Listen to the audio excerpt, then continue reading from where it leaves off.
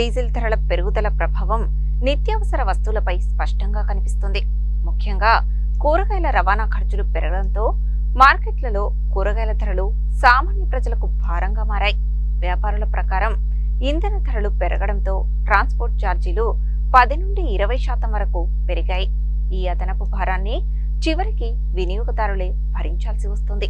ఈ నేపథ్యంలో పెరిగిన పెట్రోల్ రేట్లతో భగ్గుమంటున్న కూరగాయల ధరలపై కథనం. గత కొన్ని వారాలుగా పెట్రోల్ ధరల పెరుగుదలతో పాటు రవాణా వ్యయాలు అధికమవడంతో రైతుల నుండి మార్కెట్లకు కూరగాయలు తీసుకురావడం ఖర్చుతో కూడుకున్న వ్యవహారంగా మారింది. పెట్రోల్, డీజిల్ ధరల పెరుగుదల ప్రభావం నిత్యావసర వస్తువులపై స్పష్టంగా కనిపిస్తోంది. ముఖ్యంగా కూరగాయల రవాణా ఖర్చులు పెరగడంతో మార్కెట్లలో కూరగాయల ధరలు సామాన్య ప్రజలకు భారంగా మారాయి.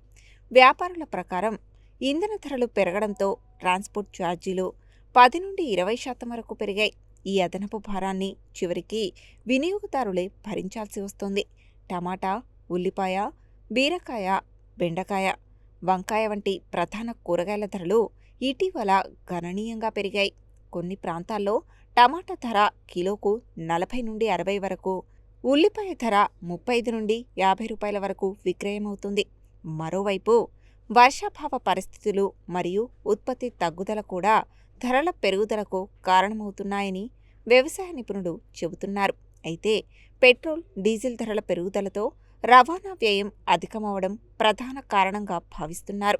గ్రామీణ ప్రాంతాల నుండి పట్టణ మార్కెట్లకు సరుకుల రవాణా ఖర్చు పెరగడంతో వ్యాపారులు ధరలను పెంచక తప్పడం లేదని అంటున్నారు. ధరల పెరుగుదలతో మధ్యతరగతి, పేద కుటుంబాల గృహ బడ్జెట్పై అదనపు భారం పడుతుంది. ఇప్పటికే నిత్యావసర వస్తువుల ధరలు పెరిగిన నేపథ్యంలో కూరగాయల ధరలు కూడా పెరగడం ప్రజలను ఆందోళనకు గురిచేస్తుంది. ప్రభుత్వం ఇంధన ధరలను నియంత్రించడంతో పాటు రైతులు, వ్యాపారులకు రవాణా పరంగా ప్రోత్సాహకాలు అందిస్తే ధరల నియంత్రణకు అవకాశం ఉంటుందని వినియోగదారులు అభిప్రాయపడుతున్నారు.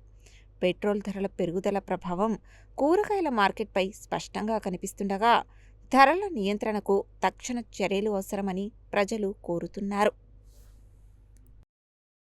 నా పేరు నగేష్. మధ్యతరగతి కుటుంబం మాది.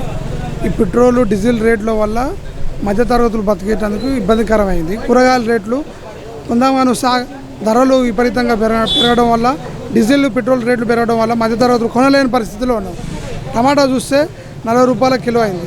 వంకాయ చూస్తే 30-40 రూపాయల కేజీ అయింది. ఏ కూరగాయలు ముట్టుకున్నా కానీ నిత్యావసర రేట్లు అనేది మండిపోతున్నాయి. అసలు సామాన్యుడు కొనే పరిస్థితులు లేకుండా అయిపోయినాం.